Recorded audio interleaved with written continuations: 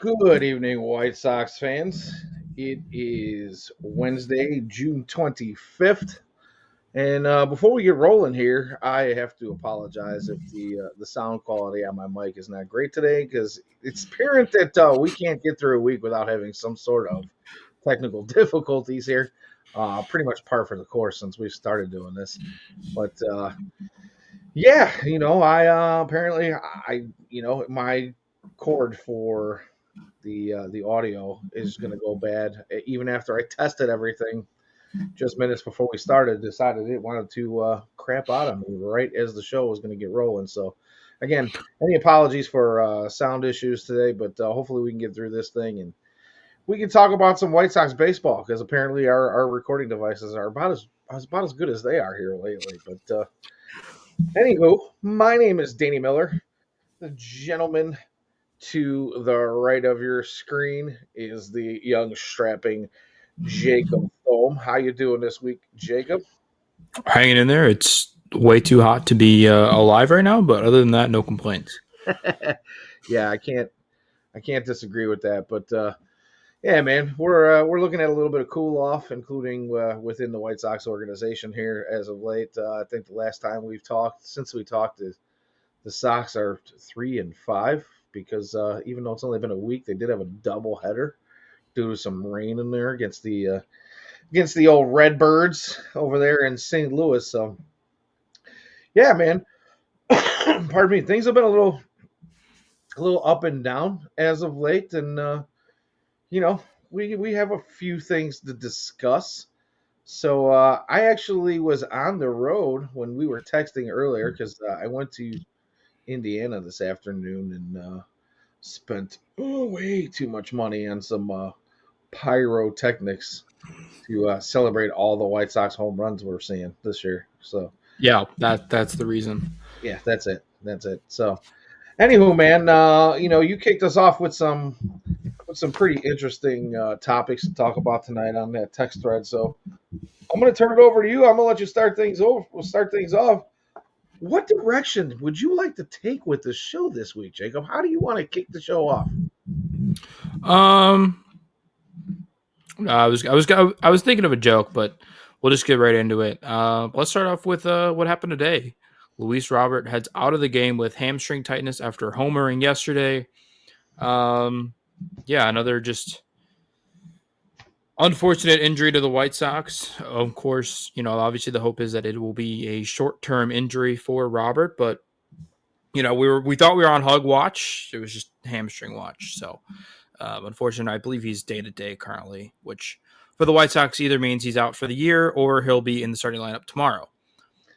Or we get to watch another month or so here before people start really getting hot and heavy on trades. Which now I don't even know. Like Luis Robert, who's shown off his speed on the base pass this year, when he does get on base, he's been pretty quick to take advantage of his speed and show off that he's healthy and take an extra base here and there and steal a few bags. He's among the leaders in steals in the American League and in baseball this year. And you know, the big thing about some of these trade talks that have come up with him is that he looks like he's finally healthy, even if he's not swinging it the way that everybody knows he can and has shown that he can in the past.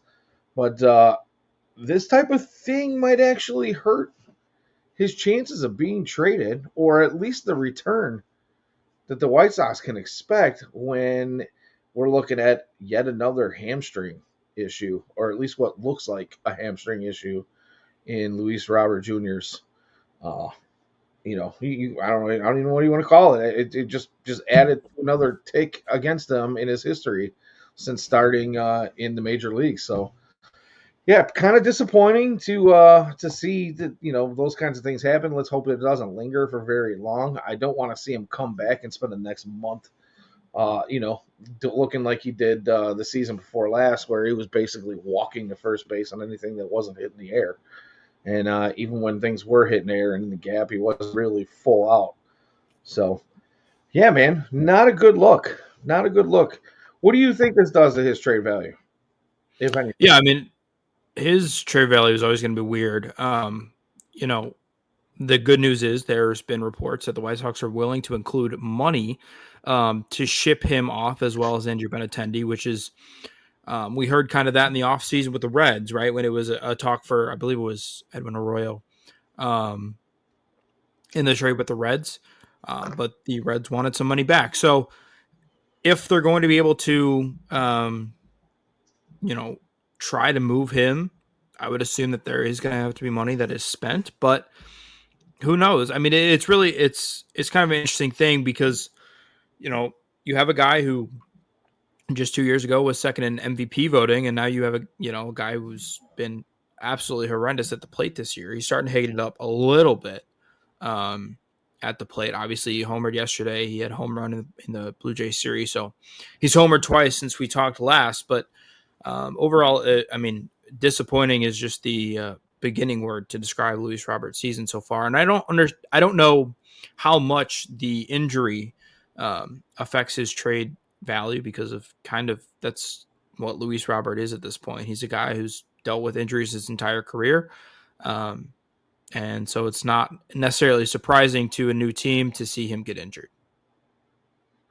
Yeah, I mean, unfortunate it doesn't go on far enough to describe how it is to see this kind of thing when you're at least hopeful, like we have been, that he stays healthy enough to get some value back. But disappointing is a good word, and you bring that up nicely. It's kind of been a disappointment.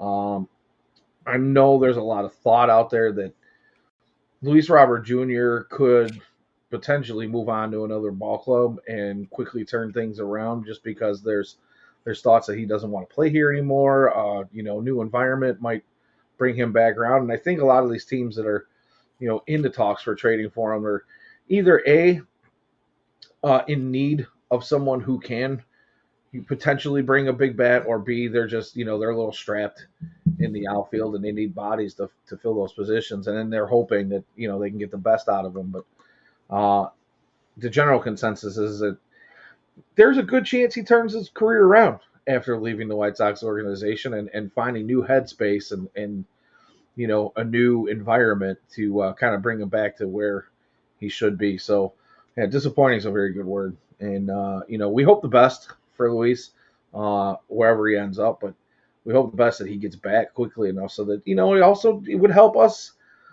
as White Sox fans to see a somewhat decent return to keep this thing moving in the right direction. So we'll keep a close eye on that. We'll talk about it again next week a little bit. I think we'll kind of table the trade talks a little bit this week because of it, just because we have no idea where this is going to go. This is obviously only within the last couple hours here, and it's still pretty fresh. So we want to see what kind of timetable he's on after getting a full evaluation, and see what the team comes out with.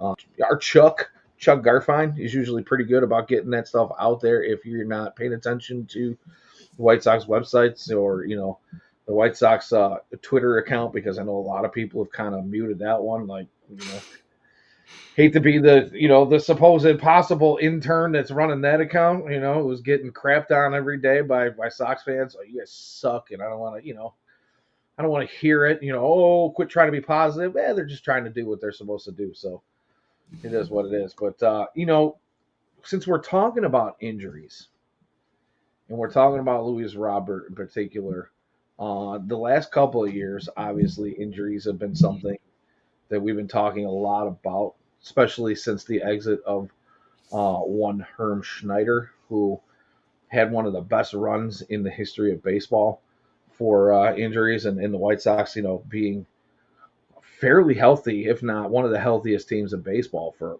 what seemed like decades. And recently, I don't know if you caught this, but just in the last couple of days, do you ever listen to or watch the Foul Territory podcast at all? I see clips of it every once in a while. That is So really my extent of tuning in.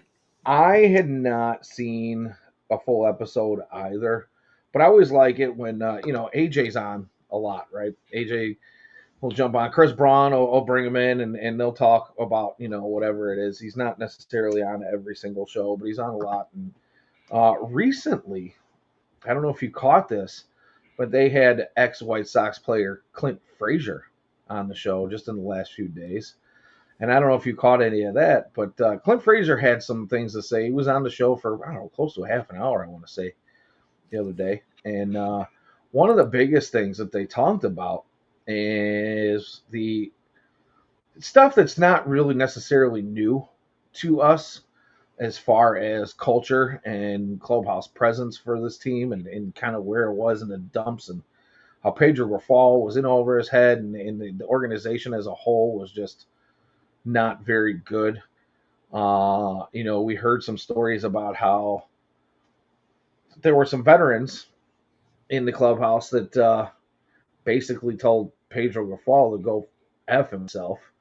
And he wanted to talk about how he had control and about how the cliques were going away. And, we're working on bringing everybody back together as a whole. And come to find out that those cliques were not only still there, they were stronger than ever. And there was a handful of veterans, one or two in particular, that were basically running the show in the clubhouse. And Pedro Grafal had zero hold on that. But now Clint Frazier's coming out and saying it was pretty well known that there were some guys on that team that faked injuries. Faked injuries. And everybody knew it. Faked injuries just so that they didn't have to go be a part of what was going on out there. Pretty sure Eloy Jimenez was one of those guys. And, Luis Robert Jr. was talked a little bit about. There were some whispers and rumblings and that. So, what do you think about that? Do you think that that's something that could still possibly be going on inside this clubhouse with Will Venable under control? Has Will Venable gotten this team back, do you feel like? Is this a real thing with Luis Robert Jr. right now? Yeah, I mean, it's hard to say. Obviously, Luis is the only guy left from that core right after they got rid of Andrew Vaughn, who notably had his own character issues that were well documented earlier in the year. But yeah, I mean, obviously you looked from afar and you could kind of see that, the locker room was deteriorating. There was reports that year that Tim Anderson and Yasmani Grandal had gotten into a fight. Obviously there has been a lot of talk about Yohan and Eloy as two guys who could never stay healthy. Luis obviously had the same issues. He was able to put it together for 23, but that was about it. I'm not necessarily surprised. I mean, I think it makes sense looking from afar. I mean, you understand they lost 121 games last year. That is very hard to do, although the Rockies are going to do it once more. But, it's tough to look at that and think, oh, yeah, that's a guy who had complete control of the clubhouse because there was legit talent there in some sense. I mean, in 24, they were 2 years away from being a 500 team, 3 years removed from being in the ALDS. So, there was obviously some talent there. It quickly deteriorated as everybody went on the IL and such. But, yeah, I mean, I have no reason to not believe the reports. I remember he talked about the guy who told him to go F himself, I believe was Yasmani Grandal. I believe that was kind of leaked out, but which doesn't surprise me. I mean, and it really felt like Jose Abreu was like the guy who kind of held with everything he could the clubhouse together, and then he left, and then last year it just completely fell apart. So not entirely surprised to see those reports come out, but I do think it's changed. I mean, you look at Will Venable, you look inside of the clubhouse, everybody's getting down the line hard. There's a bunch of baseball players who want to win. Unfortunately, they don't have the talent or the experience yet to win, but I think there's a complete change in their want and the trying ability of those players to win. And it's good to see some of the veterans, I think, as well. I mean, from what I've heard, Michael A. Taylor has been a very good guy to have in that clubhouse. Obviously, Martin Perez was a guy who was like, I think we're going to be better than everybody thinks. He was a guy who wanted to win. He had familiarity with Venable. So, the veterans of the previous core are gone. And it's been more of a different group who has led the Sox team, and I think for the better, Will Venable has a better grasp on the locker room. Yeah, and I probably should have prefaced that question a little bit better because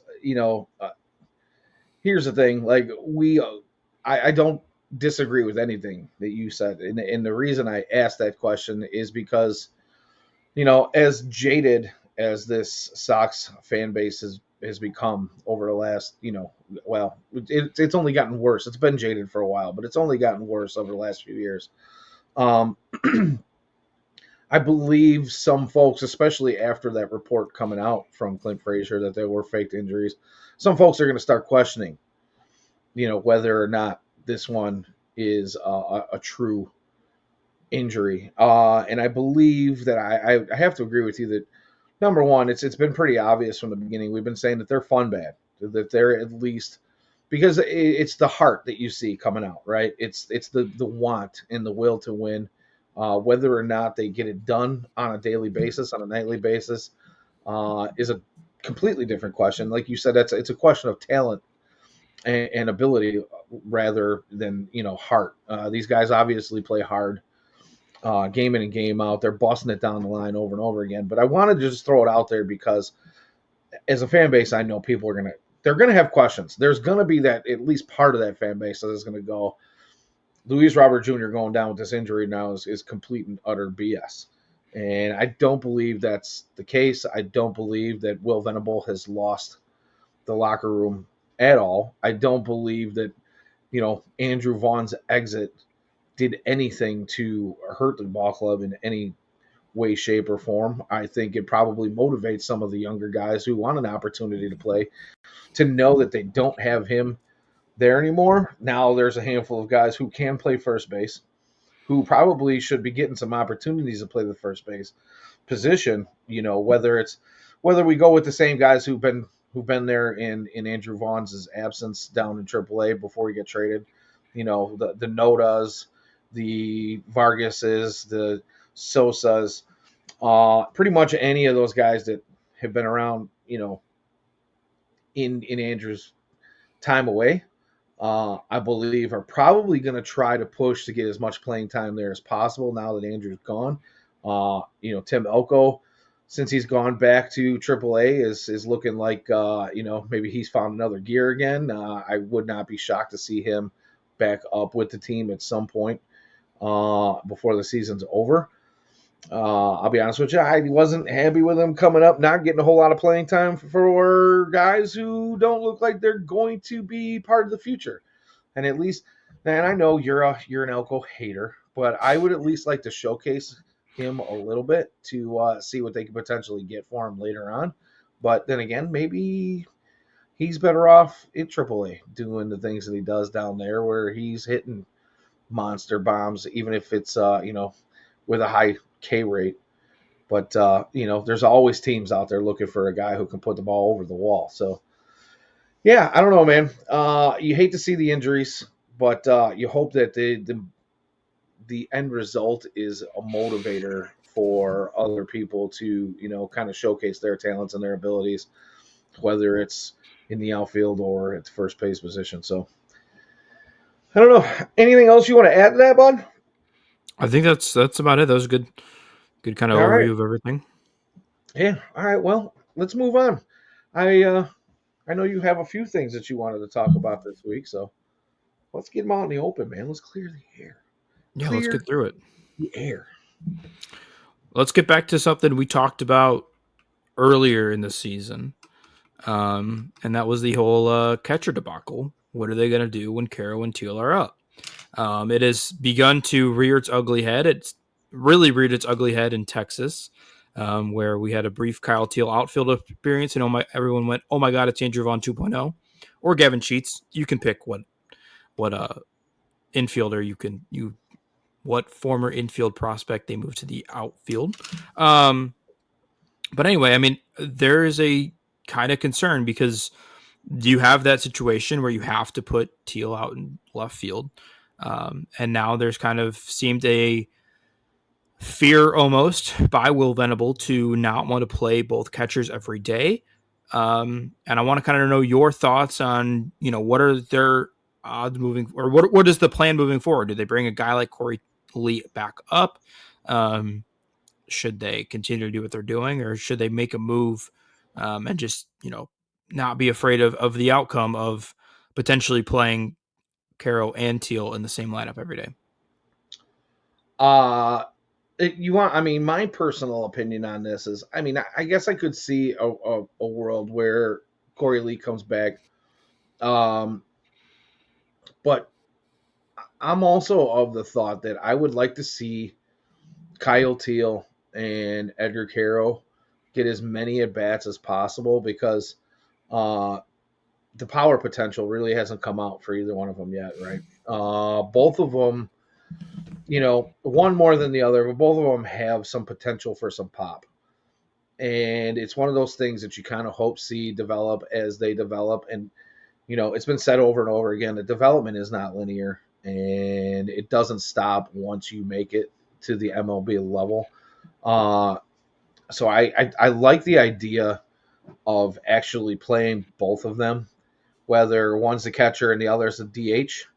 And then, if you have to do a double switch at some point in the game to make things work to get through the game, you do that. But I'm also of the thought that, with a team that doesn't have as much offensive output as you would like for an everyday MLB team, losing to DH isn't necessarily the worst thing in the world if you've got to take one of them out of a game and lose the DH position.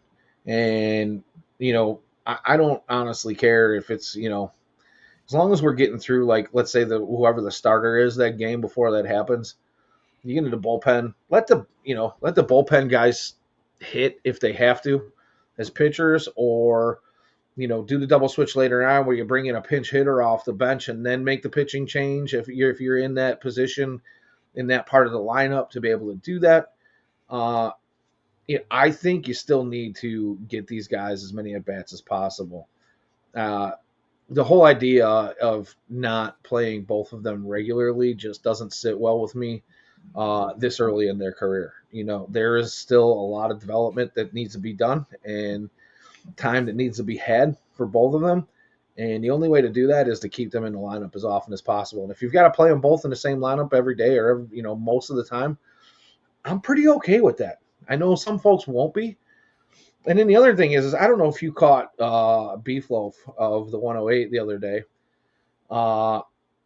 He brought up that, why not put one of them or both of them at the top of the lineup because they are putting bad on the ball, and let them be table setters.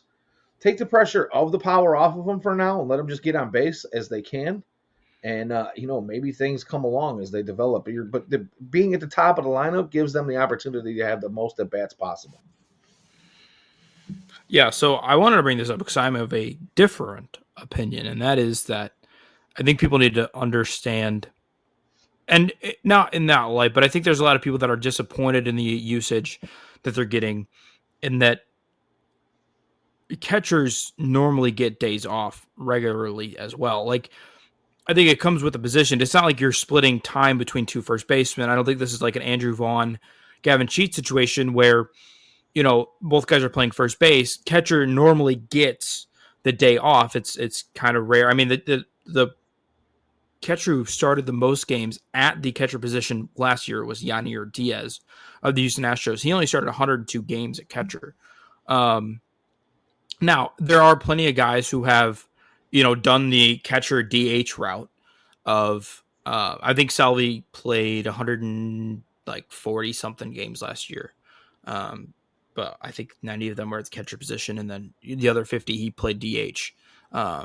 So I mean, I think there's a world where you get to play both of them, but I'd also be interested to see if they bring Corey Lee up. I mean, that's kind of my opinion of if you're afraid of playing both of them in the same lineup because of what happened, why not bring Corey Lee up? Why? I mean, it's not like you're hurting for people at this point. What does Corey Lee not do that like a Ryan Noda doesn't? I mean, I understand that Noda is playing first base currently, but you can't tell me that you couldn't play Corey Lee at first at this moment. I mean, or Vinny Capra, who we dragged enough in the last podcast. I'm not going to Oh, continue to drag him here. Um, he's still there, by the way. He made it the whole week.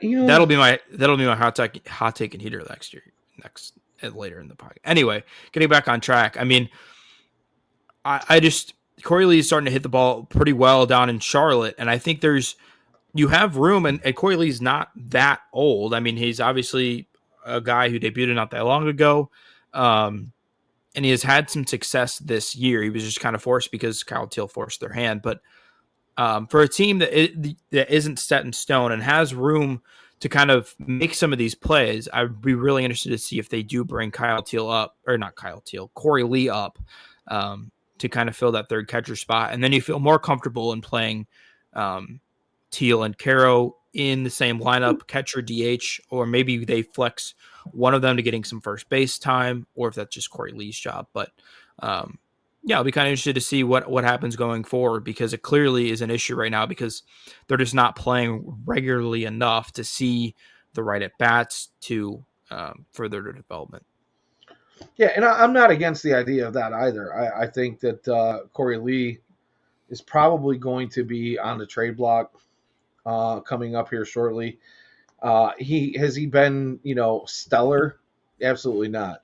But he has been serviceable for most of his time up at the MLB level. There were some times last season. I mean, he came out pretty solid for a while where he was looking like he could be a stud. Obviously, that kind of tapered off. He came back down to earth, and he was just, maybe barely an average catcher who had an average bat for the remainder of the season. Again, started out kind of quickly early on this year and then faded almost as quickly as he started. But I think that as loaded as the White Sox are at the catcher position, purposely so, I believe. I believe it was a big part of their offseason plan this year was to load up on catchers at all levels of the organization because, when it does come time for baiting some trades, there are going to be teams that are looking for catchers, and I think that definitely puts them in a position to be able to talk to some of these teams because you have so many catchers. You loaded up on what it seemed like during the off season. It was like every other day they were talking, "Oh, we added this catcher, we added that catcher." It's all fun in games until somebody goes, "Hey, you know what? We need a catcher." Yeah. We get bust on Getz and the White Sox all we want to about there were other needs at the time, but the reality is I think you can probably get some of those needs back once you trade some of these guys away, and they do hold value because it is a position that many teams, are always looking for, and there's always value in having a catcher, whether it's a defensive catcher or an offensive catcher or a little bit of both in between. So yeah, I do see a world where it makes a lot of sense, and I do see a world where in that case you can start two of those guys, two of the three, almost every day, if not every day, whether it's catcher, DH, first base, and not have to worry about losing a DH spot if one of them goes down. So I don't know, man. It would be interesting. It's going to be interesting to see how they approach it. You bring up Vinny Capra. I would vote that he's the first one to go down. Yeah. In this situation, there's no need to keep this guy around. They took a shot. They picked him up for nothing, basically. He's had his opportunity. He's not taking advantage of that opportunity. I personally feel like I don't think you need to be an expert to see that this guy's not going to be part of the future in any way, shape, or form. So what are we doing? Why is he here? There's no reason to wait it out too long to see if he somehow catches fire, which I don't see that happening. I don't think it was never really in his profile to be some stud. You know what I mean? He had some upside in his profile, sure, but really hasn't shown his head, shown his face in any way, shape, or form. And I don't know. I'm done. I'm good with carrying a third catcher. Yeah, and that's my point as well. Is I think there's I get it. At a certain point, you want the extra middle infielder. Um, but Vinny Capper's not helping the future. Where I feel like bringing up Corey Lee, too many Ks, um, is helping the future more than a Vinny Capra is, and I think the season's all about the future. And that's it. I mean, and the other thing is, and we talked about this last week. Again, I won't run over it too much, but when we talk about middle infield, uh, there are a handful of guys that show more potential that are already in the system before Vinny Capra ever even came over here. And I'd like to see, have some of those guys gotten opportunities? Sure. And have they taken full advantage of them? No. But they have definitely shown more than Vinny Capra ever has. Yeah, And I don't understand why you take too much time to continue to look at a guy who just shows next to nothing. Is he a defensive glove? Sure. That's fine. But this is a team that struggles offensively on most nights. And we're losing games 10-0, 10-1, 10-4. You can put that on the pitching, but the reality is when you're only scoring 1, 2, 3 runs in a game, you're not going to win very many games that way. And Vinny Capra playing a solid shortstop is not going to really help them come about finding any other wins, that are tucked away in there either. So yeah, time to move on. But that's my 2 cents. I feel like I sound like an old man, but it is what it is, man. I've seen enough. Time to move on. Let's try something different. yeah, I'm 100% with you there. Let's transition, shall we? Sure. What else you got for us this week? Let's talk rotation. Davis Martin goes down with another injury. We're all hoping it's not Tommy John. Obviously, he's coming off of Tommy John. What, 2 years ago? He missed a ton of time with that surgery. But forearm tightness is never what you want to see, especially for a guy who was having a really good season. He was developing as a really strong number 2 for the Sox this year. Um, and it seems like this keeps happening where they sign a pitcher and they finally think they have 5, and then another one gets hurt. And then they're going back to the scrap heap. Luckily, the scrap heap has treated them pretty well, and bringing them in Adrian Hauser, who's been fantastic, Savale with mixed results. But yeah, it's just another disappointing injury for the White Sox, who nothing new, but hopefully he's able to return soon. Yeah, I'm with you 100%. Davis Martin's a guy. Ian and I talked about him before he actually got his opportunity to pitch for the White Sox at the MLB level, but he wasn't on a lot of people's radar until probably a month before he got called up. He hadn't been talked about a whole lot, but if you watch as much minor leagues baseball as this FutureSox crew does, you kind of saw something in this guy who you knew had a potential to be somebody, right? He had a potential to be a guy, and like you said, was shaping up to be a nice number 2. For this year, probably had some staying power in the rotation for the next couple of years if he didn't get traded away, which I know some folks thought that might be the case this year, especially with Hagen Smith and Noah Schultz probably pushing their way into the rotation full time next year.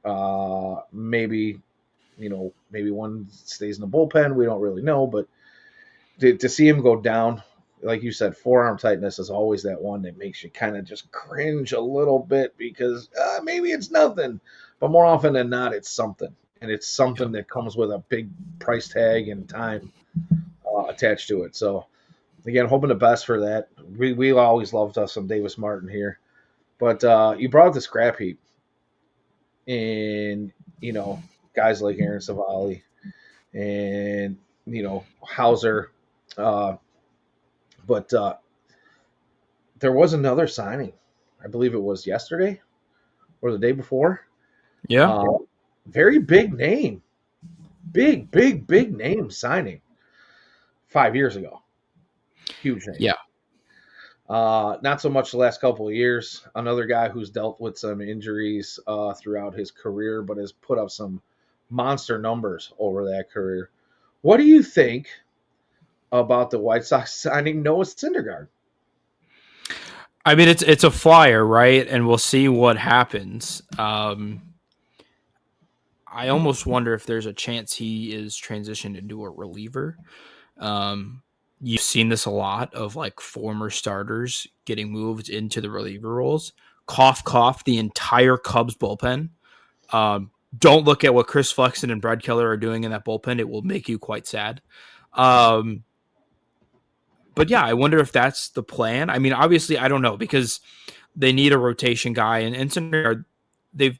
I think Chuck talked about this on yesterday's broadcast, but they kind of need a guy who's gonna, you know, fill up some innings. But he's gonna take a second because Bandy wants to work with him. They want to shorten his pitch variety down to a couple pitches, which sounds like bullpen talk. Um, Well, that and like Syndergaard has been known to have like 7 pitches in his arsenal. So right, right. So there's going to be some adjustments that are going to be made. I mean, we'll see what comes of it, but I really do wonder if the second half he gets moved into a bullpen role, or a long relief type of move. It doesn't work out for everybody, aka Mike Clevenger, who I don't think is done with the White Sox quite yet. Um, no, we might see but him real soon here. Actually, yeah. like In fact, before the week is up, I'm thinking possibly. I think there's a good chance of it, unfortunately. But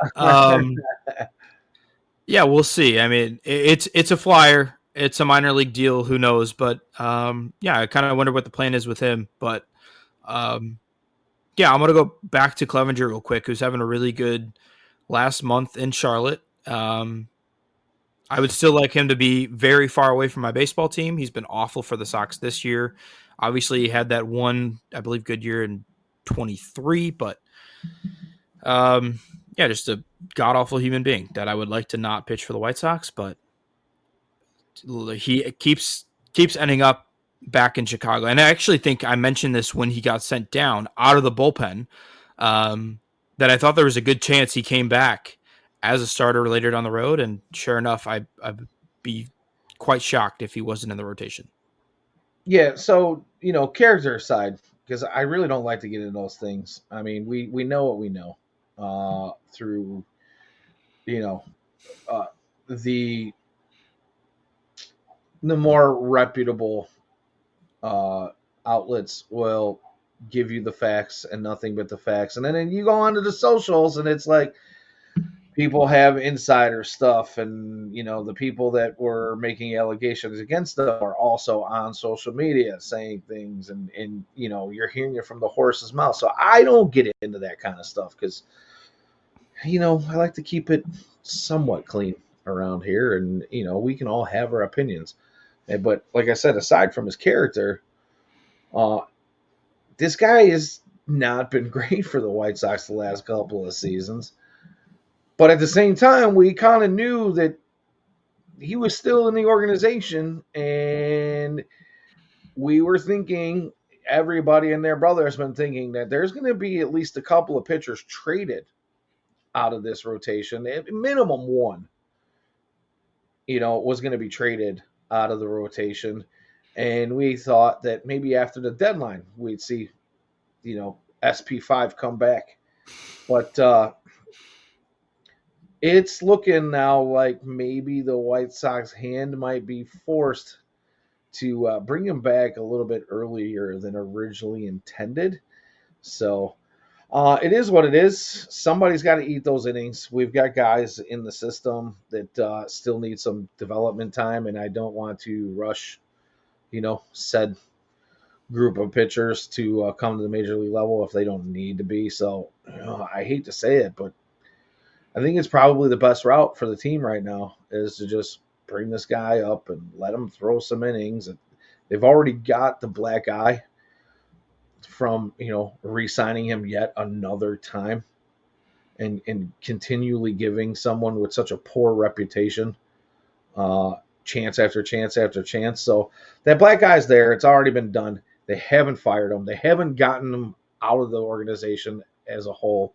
I think people just kind of forgotten about him because he's not with the MLB club. But Yeah, gentle reminder from your FutureSox Hot Takes and Heater uh, hosts here. He's probably coming back real soon. Yeah, He's still there. So, as unfortunate as it might be for some folks that want to, watch or not watch him pitch on the South Side again, be prepared. Yeah, I'm pretty sure it's coming, and it's coming quick. 0.56 ERA in the month of June in Charlotte. So I mean, there's It's recent not an success easy down place there. to pitch in, by the way. No, not at all. So I mean, I'm not saying he's going to be good. I'm just saying there that is the reason that he would be brought up. Yeah, it is what it is, man. It is what it is. I'm not gonna say whether or not it's a good thing or a bad thing. I'm just gonna say it's happening. Yeah, It's the writing's on the wall. And if I'm wrong, hey, if we're both wrong, cool, great. whatever. Maybe they decide to go a different direction. I don't really know, but I would guess that it's gonna happen, and it's gonna happen pretty soon, pretty stinking I soon. agree with that one. So, but yeah, anywho, let's move on. Let's. Do we want to talk about some bright spots? I feel like we've been pretty negative on today's show. Yeah, let's do some of that. Talking about Grant Taylor, who's having a fantastic start since coming up. Obviously, he had one minor bump, but since then it's been fantastic for Grant Taylor. Allows one run today. That one was unearned though. Um, he's electric. I mean, he reminds me of. I mean, when we all saw it, it was like, all right, this is like a Crochet, Kopech type of guy, obviously with a right-handed arm, but um, he is really fun to watch. The stuff is electric. It moves in very interesting ways, and then he also throws 102 to go along with it. Um, if you're the White Sox right now, is there kind of a thought where maybe we just keep this guy in the bullpen because he can throw 102? I mean, if he is an elite closer, which I'm not saying he is, he's got what 5 innings pitched, if that. But they've been a pretty darn impressive 5 innings. Um, if he becomes like a lockdown closer here, I think there's kind of all right, this was a second round pick. If we're getting a closer that we can trust for the next 10 plus years, and with him being in a closer role, there's less injury concern because he's not going as far, he's not throwing as many innings, and it should be easier on the arm. Kind of, what are your thoughts on maybe potentially him keeping in the bullpen? Well, I mean, when we first originally talked about it when he was first brought up, I was of the idea that maybe this is just a temporary spot, even though the White Sox kind of put it out there that we don't know. Like we want to limit the injury possibility to him. We want to keep his innings down at least for now. And they made it sound like, but when they said at least for now, they made it sound like they were thinking like beyond even this season, right? Or it sounded like it was going to go on for a season, 2, 3, and beyond that. Obviously, it's one of those things where it's kind of let's watch, see, and evaluate, and we can circle back and maybe make a decision on this later. But if he is doing what he has been doing and continues to do that to where he is, a top 5 or 7 closer in all of baseball,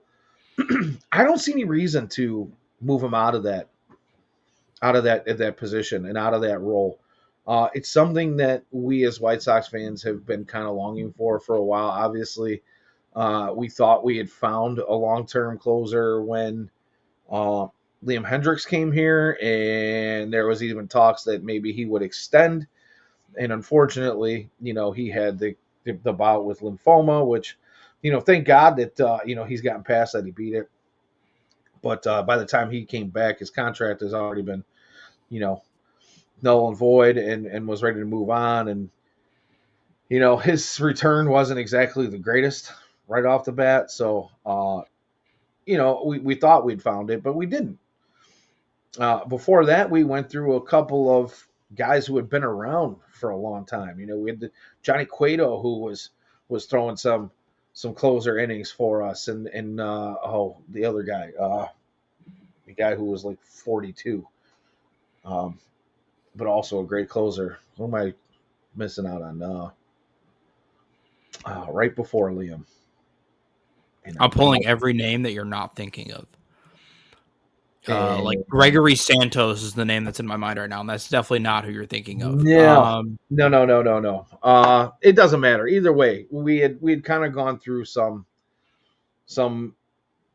closers that were good. They were serviceable. They were more than serviceable. They were better than league average. But if you've got a guy like Noah who can be well above league average, I don't necessarily see a reason why you don't just keep him there. Yeah. He holds some pretty high value. Again, this is a bullpen in general is a pretty volatile position year over year. But if you've got a guy like him who can keep that focus and who obviously doesn't really fall to the pressure of that situation because it is a high pressure, high leverage position that a lot of guys just can't handle to be ready at a moment's notice and go out there and throw 3 or 4 outs in a game and just be ready and amped up every single time you're called upon. If you've got a guy that can do that, no reason to move him. It's not a position that a lot of guys find that they can hack that pressure. And as young as he is, to be able to handle it at that age, I think is something that's special. Yeah, and the stat that kind of blows me away too is only one walk in 8 innings pitched, and we've seen the issues with the White Sox this year, especially the bullpen of like just not being able to throw strikes. And there's a lot of guys. I shouldn't say a lot of guys because there's really not that can throw 102, but like he's able to control it really well. And the strikeout numbers haven't even been eye popping. I mean, he struck out 8 innings, but the stuff has been extremely entertaining, to put a word to it. So I think the strikeouts are going to go up even. And then you have a guy who right now is getting it done through weak contact, which, hey, that'll work as well. An outs and out. But it's been really impressive. I think the one walk to me is just it's quite special to see a guy who's come into some pretty big leverage spots for the White Sox, and has really shut it down on the back end. Yeah, agreed. It when he was drafted, he was thought that it was going to be a 1 or a 2 in a rotation. And I think a lot of people have focused on that. Where he was drafted, why he was drafted, the idea of him being drafted, and the plan for him from day one was to be a top end of your starting rotation pitcher. And some folks have had a little bit of hard time. I mean, if you go on the socials, you see like, yeah, he's been awesome, but we need starting pitching. But the reality is we need bullpen. Yeah. We've got guys that can start.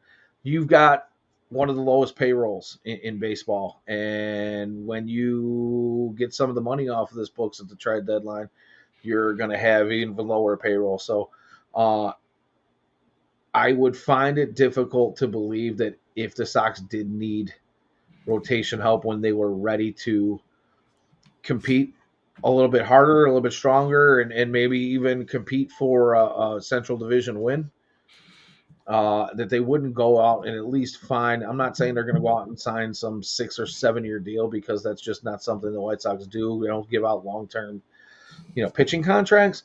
But I would think that they would at least find somebody to fill a third, fourth, or fifth spot.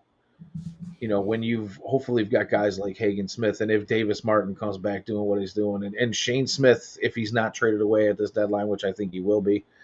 But right now, difficult to say. I think I think they could potentially keep him around for a little bit. He's still young enough to keep around for a couple of years.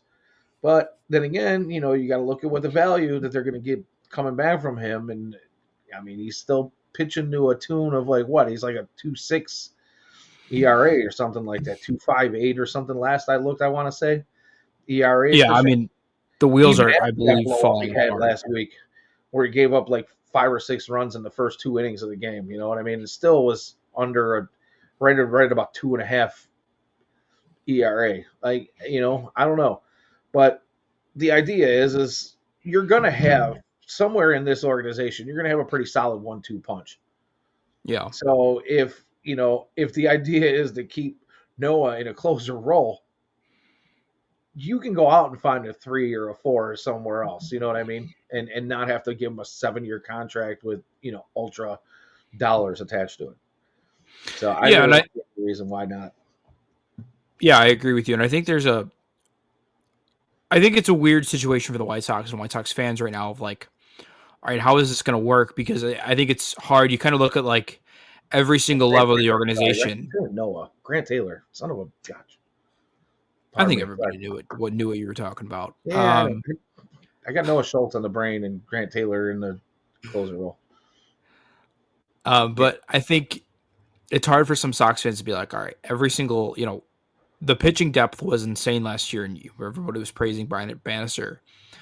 And like this year, it doesn't look to be the same. Obviously, you can check out our Future Sox channels for the guys who are showing up, but like the Sox also have like 8 guys now who are on the long-term IL with Tommy John. Like, I think people are forgetting that like this team also has Drew Thorpe, who was a top 30 prospect in baseball, who needed Tommy John. Obviously, the results weren't good for Thorpe last year, but there's high prospect pedigree, and he's not a guy who I think could be a reliever.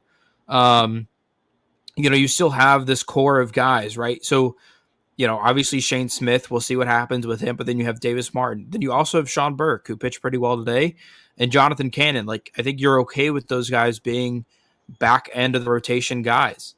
And then you have a million bullpen options, obviously, who are down to Tommy John. I mean, Baroa, who was the team's closer last year's, and Tommy John. So I think there's kind of I think there's a faulty look of this organization needs pitching from where it was last year, where you had all these guys who were performing and guys coming up. But really, I think people have forgotten about some of the names that are currently injured. I mean, Kai Bush is another guy who had a really good years in the minors last year.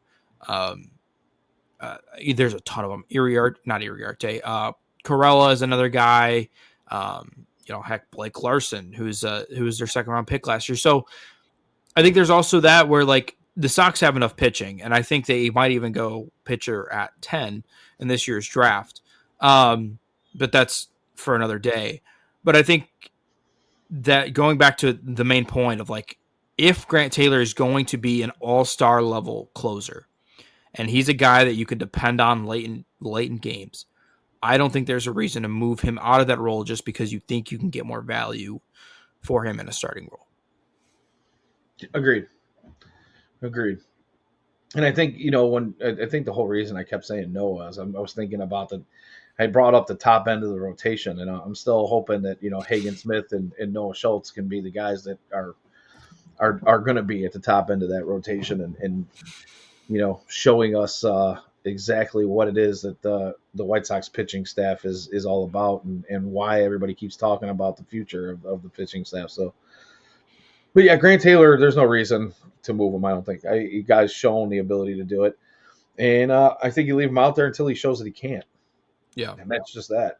It's all it comes down to for me. So yeah, I mean, and you mentioned a lot of there's a lot of names that yes, they're injured, even if half of those guys don't come back to be what they were thought to be. There's enough there to believe that there's not only a full starting rotation within the organization already, but there's also a couple of guys that might even be able to transfer that into the bullpen. You might be able to take them and say, hey, we need a middle reliever that can eat innings, or we need a starter that can open up a game and take 3 or 4 solid innings where you're not expecting to get 6 or 7 out of them. 7 is unheard of these days, it seems like, though. Yeah. Unless a guy is like on cruise control and he's at 65, 70 pitches in the 6th inning, of course you're going to put him out there for another inning. But the reality is baseball's gone away from, how many guys throw complete games these days? Right. It's next to nothing. When, just 20 years ago, you would hear about your starters having 5 or 6 complete games.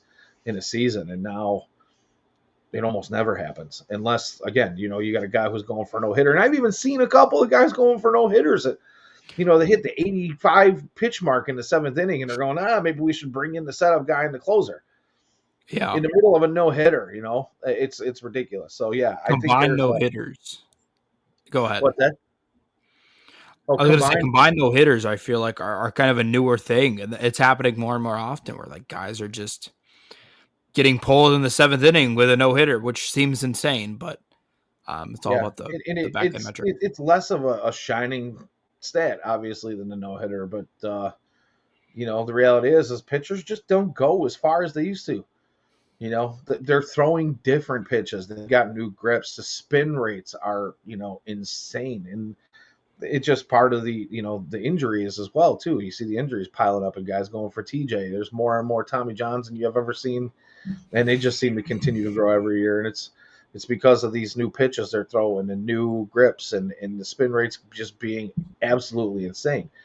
I hear some of the old school baseball purists come out and talk about, well, guys back in my day were throwing 100 miles an hour and they would throw 3 games a week. Yeah. Were they throwing curveballs with, spin rates that are, astronomical? Absolutely not. I'm sorry, they weren't. It's not the same. So, it's just the world we live in right now. And, again, I think the main thing is the White Sox have a stockpile of really good pitching up and down the system.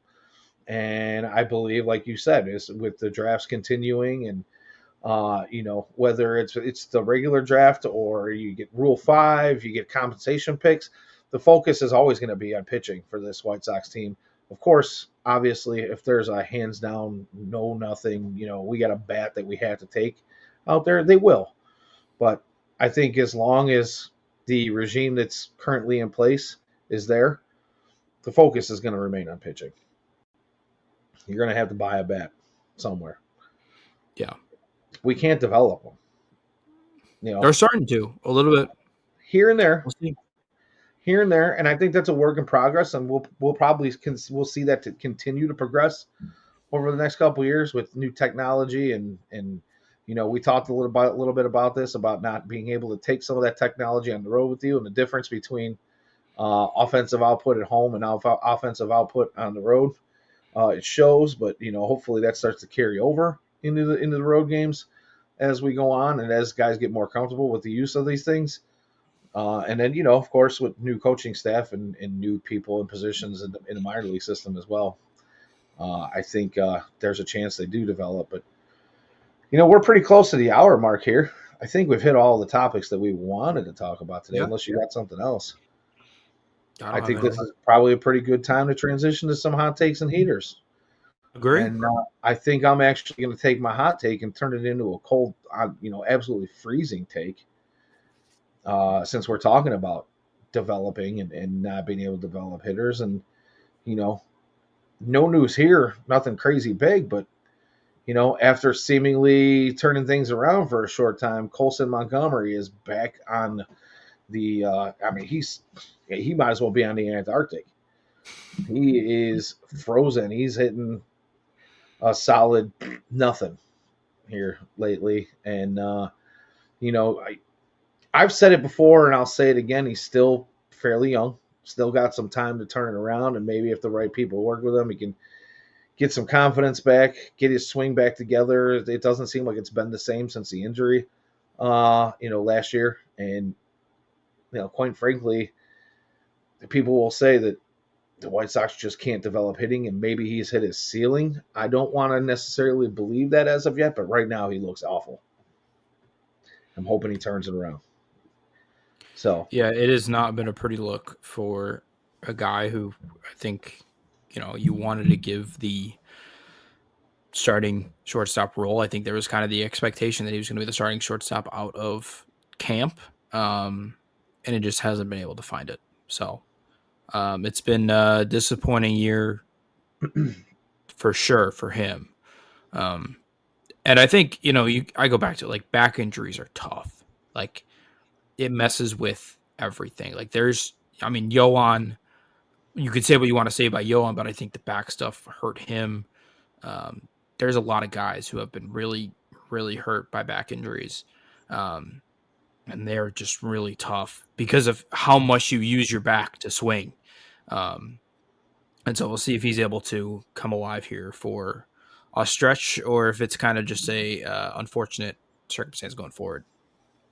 Yeah, and part of me wants to say like put the kid on the shelf for a while and let him take his mind off the field altogether.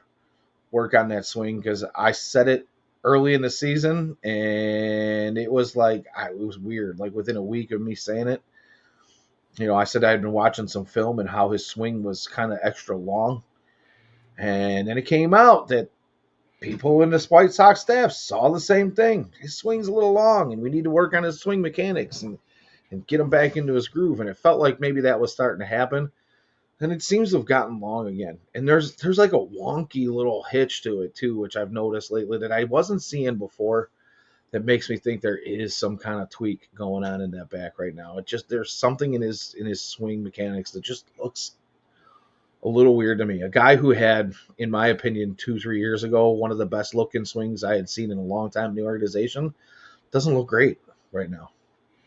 Yeah. And I don't know if that's a result of them maybe trying to tweak things mid-season, which is difficult in itself because you're trying to break bad habits while being right in the middle of those bad habits.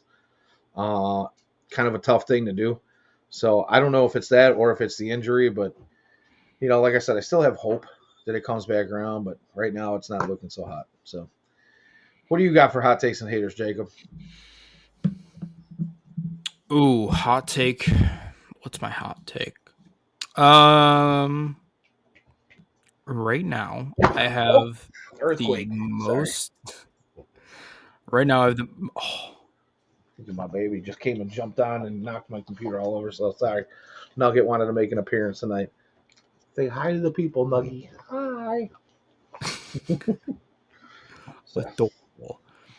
Um, my hot take is I have more trust in the bullpen than I have in a long time for the White Sox. I really do like, obviously having a guy like Grant Taylor to lock down the back end is important, but like Wiekelman, I think has been somewhat interesting to watch. It'll be fun to see how he develops if they keep him up. Some of the guys coming back, Steven Wilson's had a bounce back year. I think he could be traded. There's more confidence in the back end of the bullpen. Unfortunately, the offense is falling apart and the rotation is getting there because of injuries. But bright spot is I think the bullpen's a little bit better than it has been in a while. yeah, I agree. Well, unless you have anything else, I fear Nugget here is needing her daddy for other things other than to just sit in his lap. She's trying to get my attention for something. So I guess we'll wrap it up here tonight.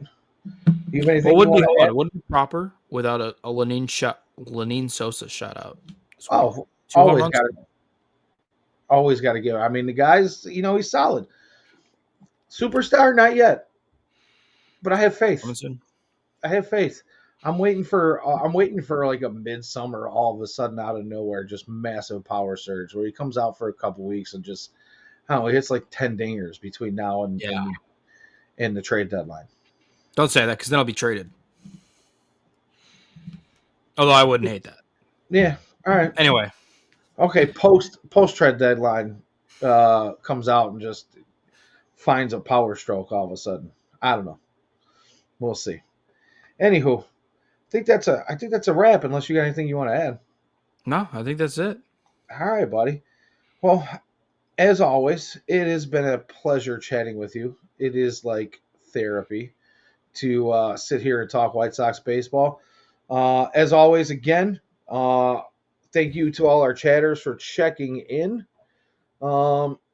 If you're listening to us live or recorded, if you're watching us on YouTube's or the Purple app, go ahead and smash that like button, hit the bell for notifications so that you know exactly when and where we are coming on. And you can be part of that live chat as well. If you really like the content, super chats are open during any of our live shows, including James and Ian on the FutureSox podcast, as well as Elijah, Jeff and Dylan Nazis, Dylan Barnes, who has been doing more and more time on the Future Sox Roundup. Uh, Future chat. I'm sorry. The super chats are open there as well. If you like our written content, you can find that at www.futuresox.net.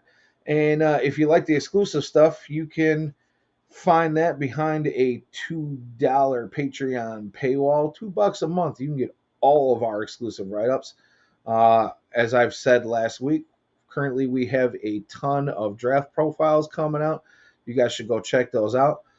If you're into prospect highlight videos, you can find that here on YouTube as well as on our Twitter X channel. That's X at FutureSox. Uh, for my co-host, Jacob Thome, hit JThome21 on X. I am Danny Miller at Danny Miller FS on X.